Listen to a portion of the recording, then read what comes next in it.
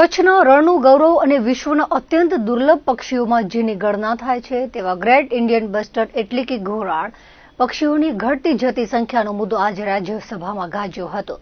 ગુજરાત પ્રદેશ કોંગ્રેસ પ્રમુખ અને સાંસદ શક્તિસિંહ ગોહિલે આ બાબતે સરકારની કથિત ઉપેક્ષા સામે ગંભીર સવાલો ઉઠાવી આક્રમક રજૂઆત કરી હતી।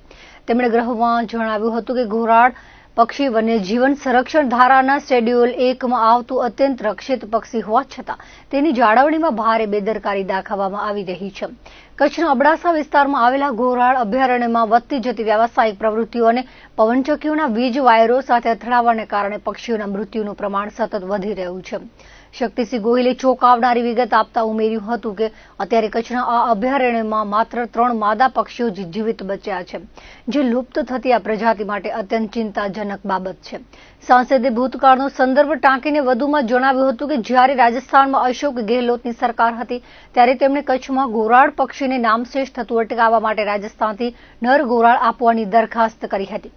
જો કે ગુજરાત સરકારે આ બાબતે કોઈ ગંભીરતા દાખવી નહીં અને પરિણામે પ્રજનન દ્વારા સંખ્યા વધારવાની તક ગુમાવી દીધી છે। હવે જો આ બાકી બચેલા 3 માદા પક્ષીઓ મૃત્યુ પામશે તો ગુજરાતના નકશા પરથી આ ગૌરવવંતું પક્ષી કાયમ માટે અસ્તિત્વ મિટાવી દેશે। શક્તિસિંહ ગોહિલે આ મામલે તપાસની માંગણી કરતા સવાલ ઉઠાવ્યો હતો કે સુરક્ષિત અભયારણ્યની કિંમતી જમીન કોઈ ઉદ્યોગપતિને સોંપી દેવા માટે જ પક્ષીઓના સંરક્ષણમાં ઉદાસીનતા દાખવવામાં આવી રહી છે। ઉલ્લેખનીય છે કે ગ્રેટ ઇન્ડિયન બસ્ટર્ડ એટલે ભારતનું સૌથી વજનદાર અને ઉડી શકતું પક્ષી છે, જેની સંખ્યા હવે વિશ્વભરમાં માંડ 120 થી 150 જેટલી જ રહી ગઈ છે।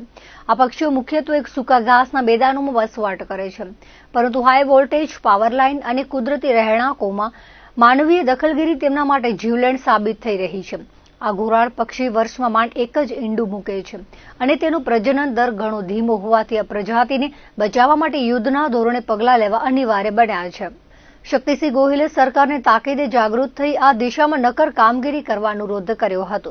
કેન્દ્રીય પર્યાવરણ, વન અને આબોહવા પરિવર્તન મંત્રી ભૂપેન્દ્ર યાદવે રાજ્યસભામાં શક્તિસિંહ ગોહિલે ઘોરાડ સંરક્ષણ મુદ્દે કરેલા પ્રશ્નના જવાબમાં કહ્યું હતું કે સરકાર ગ્રેટ ઇન્ડિયન બસ્ટર્ડ પક્ષીઓના સંરક્ષણ માટે કામ કરી રહી છે। ગુજરાતના કોંગ્રેસના નેતાએ જણાવ્યું હતું કે ગુજરાતના કચ્છમાં ગ્રેટ ઇન્ડિયન બસ્ટર્ડ માટે એક અભયારણ્ય છે, પરંતુ ત્યાં ફક્ત 3 માદા પક્ષીઓ બાકી છે। તેમને એવો પણ ડર હતો કે જો આ 3 માદા પક્ષીઓ મરી જશે તો આ અભયારણ્યની જમીન ઉદ્યોગપતિઓને સોંપી દેવામાં આવશે। આના પર યાદવે કહ્યું હતું કે કોંગ્રેસના સભ્યનો ડર પાયાવિહોણો છે અને ખાતરી આપી હતી કે સરકાર ગુજરાતમાં ગ્રેટ ઇન્ડિયન બસ્ટર્ડના રક્ષણ માટે કામ કરી રહી છે। મંત્રીએ માહિતી આપી છે કે ગુજરાતના કચ્છમાં 4 માદા ગ્રેટ ઇન્ડિયન બસ્ટર્ડ છે।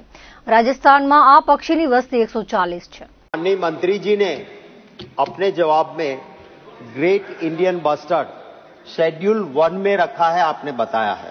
मैं आपके जरिए चेयरमैन साहब मंत्री जी से यही जानना चाहता हूं कि ग्रेट इंडियन बस्टर्ड जो गुजरात के कच्छ में इसके लिए सेंचुरी बनी है, सिर्फ 3 फीमेल बची है।